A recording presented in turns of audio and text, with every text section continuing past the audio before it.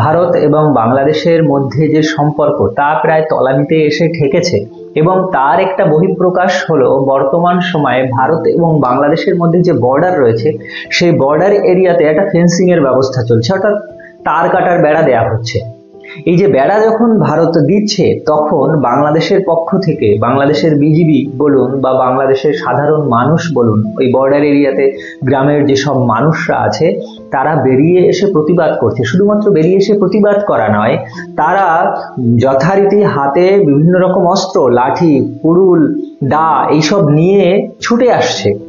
এবং আমি আজকে একটা ভিডিও দেখলাম যে আমাদের বিএসএফ এর হাত থেকে রাইফেল, AK-47 রাইফেল পর্যন্ত কেড়ে নিতে যাচ্ছে, বিজিবি পাশে দাঁড়িয়ে রয়েছে। যদিও কিছুক্ষণ পরে তারা আবার লেজ গুটিয়ে উল্টো দিকে ছুটে পালালো। কিন্তু আমি একটা জিনিস খেয়াল করলাম যে বিএসএফ বা ভারতের যে আর্মি আছে, এরা পাকিস্তানে গিয়ে ঢুকে পাকিস্তানের সেই জঙ্গিদের মেরে আসে।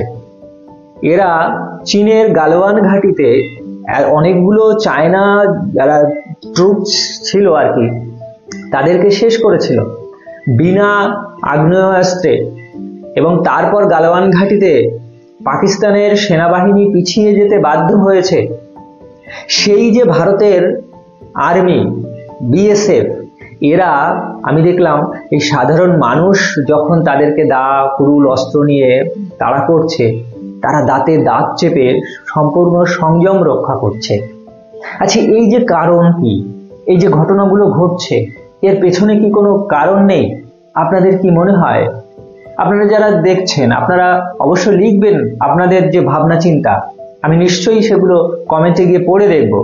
তো এই যে বাংলাদেশের সঙ্গে সম্পর্ক এত খারাপ হচ্ছে, কিন্তু তবুও ভারতের পক্ষ থেকে যেমন কোনো রাজনৈতিক ব্যক্তিত্ব কোনরূপ টিপ্পণী, মানে কোনো কথা বলছে না এই বিষয় নিয়ে, বা তেমনি আমাদের বিএসএফরা, আমাদের আর্মিরা, এরা খুব শান্ত হয়ে বসে আছে।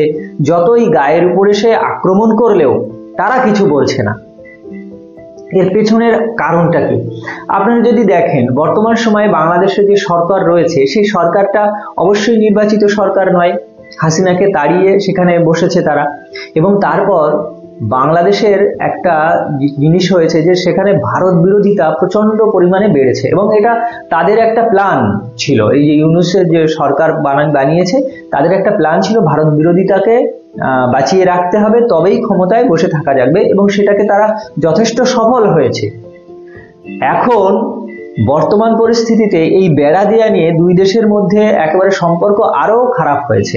আপনারা জানেন, আমি একটা ভিডিও বানিয়েছিলাম যে বাংলাদেশ ভারতের হাই কমিশনারকে ডেকে, প্রণয় ভার্মাকে ডেকে পাঠিয়েছিল, তারপর আবার মোহাম্মদ নুরুল ইসলামকে ডেকে পাঠিয়েছিল আমাদের দিল্লিতে, মানে বাংলাদেশের ডেপুটি হাই কমিশনার।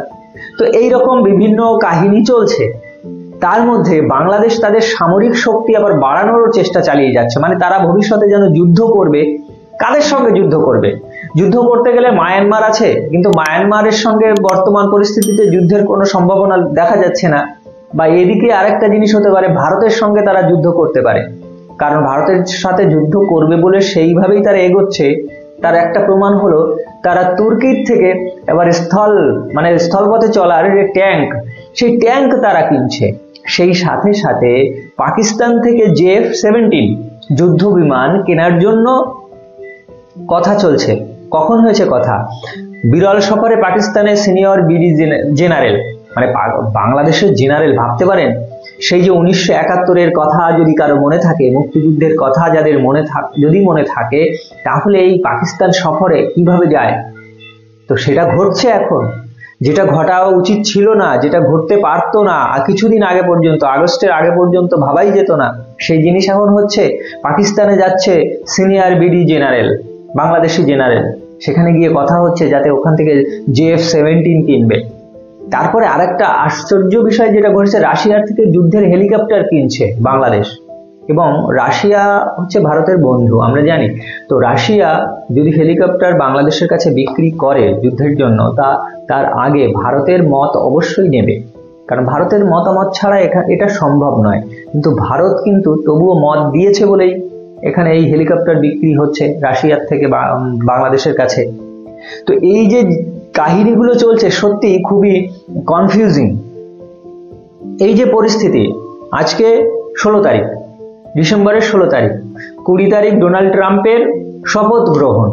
ডোনাল্ড ট্রাম্পের শপথ গ্রহণ হয়ে গেলেই পুরো জিও পলিটিক্সই বদলে যাবে। মানে সারা পৃথিবীর মানচিত্রের যে ঘটনাগুলো ঘটছে সেই ঘটনাগুলো অনেক বদলে যাবে। আপনারা যদি খবর পেয়ে থাকেন, আজকেই সবচেয়ে বড় একটা ঘটনা ঘটেছে, সেটা হচ্ছে ইসরায়েল এবং ফিলিস্তিন যে গাজা ওয়ার চলছিল, সেই যুদ্ধের সিজফায়ার পর্যন্ত হয়েছে, অর্থাৎ যুদ্ধ আগামী রবিবার থেকে বন্ধ হয়ে যাবে, ফায়ারিং দুই পক্ষ থেকে বন্ধ হয়ে যাবে। এত বড় একটা ঘটনা ঘটেছে এবং এটা সম্ভব হয়েছে শুধুমাত্র ডোনাল্ড ট্রাম্প ক্ষমতায় এসে। কারণ ডোনাল্ড ট্রাম্প যতদিন ক্ষমতায় আগের টার্মে ছিলেন যুদ্ধ করতে দেননি কাউকে, যুদ্ধ হয়নি। আর এখন তিনি ক্ষমতায় বসবেন 20 জানুয়ারি, তার আগে ইসরায়েল এবং গাজার মধ্যে যে যুদ্ধ সেটাকে বন্ধ করে দিয়েছেন।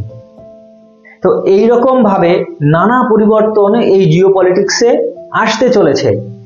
আমাদের রাশিয়ার প্রেসিডেন্ট পর্যন্ত খুশি হয়েছিল যখন জো বাইডেন হেরে গিয়ে ওই ডোনাল্ড ট্রাম্প এসছে, কারণ ইউক্রেনকে আর সমর্থন দেবে না আমেরিকা, ইউক্রেনকে টাকা দেবে না আমেরিকা।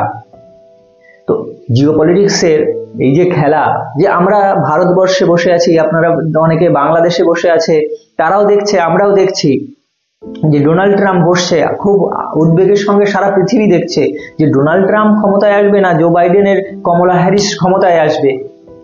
এই যে জিও পলিটিক্স সবার উপরে প্রভাব ফেলে। কিন্তু এই যে পরিবর্তনটা আমেরিকাতে হয়েছে, এই পরিবর্তন ডক্টর ইউনূসের পক্ষে মোটেই ভালো নয়। কিন্তু ডক্টর ইউনূসের যে বাহিনী রয়েছে, তারা যে পদ্ধতিতে যেভাবে কাজ এগিয়ে নিয়ে যাচ্ছে, তারা কিন্তু ওই আমেরিকাকে পর্যন্ত গুরুত্ব দিচ্ছে না বললেই চলে।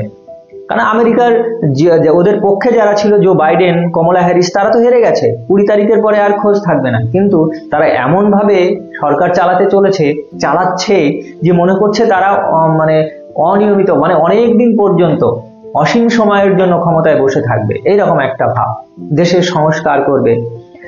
যাই হোক, এই যে ঘটনাগুলো ভারত বাংলাদেশ চলছে এবং সেই সাথে সাথে জিও পলিটিক্সে যেসব ক্ষমতা হস্তান্তর চলছে, পরিবর্তন চলছে, কোথাও যুদ্ধ বন্ধ হয়ে যাচ্ছে, ইউক্রেন রাশিয়ার যুদ্ধ আগামী দিনে দেখবেন বন্ধ হয়ে যাবে। তা এসব জিনিস নিয়ে এই বাংলাদেশ ভারত সম্পর্কের মধ্যে কি পরিবর্তন আসতে পারে, এটা আমাদের সবারই একদম গভীর উদ্বেগের সঙ্গে আমরা তাকিয়ে থাকবো। আজকের খবরে একটা দেখলাম যে বাংলাদেশের ধর্মনিরপেক্ষতা, এই ধর্মনিরপেক্ষ শব্দটা তাদের সংবিধান থেকে বাদ যাচ্ছে। এটা কতখানি সত্য আমি জানি না, কিন্তু বাংলাদেশ যেভাবে সরকার চালাচ্ছে এই ইউনূস, তাতে এটা হতেও পারে। সংখ্যালঘুদের উপরে যে অত্যাচার, বাংলাদেশে এটা নতুন কথা নয়, সংখ্যালঘুদের উপরে মারাত্মক পরিমাণ অত্যাচার হয়েছে এবং ওখানে সংখ্যালঘুদের একটা সংগঠন, তারা বলছে প্রায় 2010টা, মানে হাসিনা চলে যাওয়ার পরে 2010টা এরকম ঘটনা ঘটেছে যে সংখ্যালঘুদের উপর অত্যাচার হয়েছে, তার মামলা করা হয়েছে, পুলিশ তার বেশিরভাগ মামলা নেয়নি। কিন্তু এই মানে খুব মজার বিষয় যে ইউনূসের যে পুলিশ, ইউনূসের সরকার বলছে মাত্র 134টা এরকম ঘটনা ঘটেছে, পুলিশ সেখানে অ্যাকশন নিয়েছে, মামলা হয়েছে, অপরাধীদের গ্রেপ্তার করা হয়েছে এবং দেখা গেছে বেশিরভাগ ক্ষেত্রে প্রায় সবটাই হচ্ছে রাজনৈতিক কারণ। মানে এইভাবে সংখ্যালঘুদের উপর অত্যাচার যেটা চলছে সেটাকে খুব গৌণ করে দেখছে। এইভাবে চললে বাংলাদেশের সংখ্যালঘুরা আগামী দিনে আরো বেশি বিপদে পড়বে। কিন্তু ভারত বাংলাদেশের সম্পর্কে কোনো বড় পদক্ষেপ এখনো পর্যন্ত নেয়নি, কিন্তু আগামী দিনে কি নেবে, এটা একটা লাখ টাকার প্রশ্ন। এবং সেই প্রশ্নটা নিয়েই আজকের মতো শেষ করছি। ভালো থাকুন, সুস্থ থাকুন, জয় হিন্দ, বন্দে মাতরম।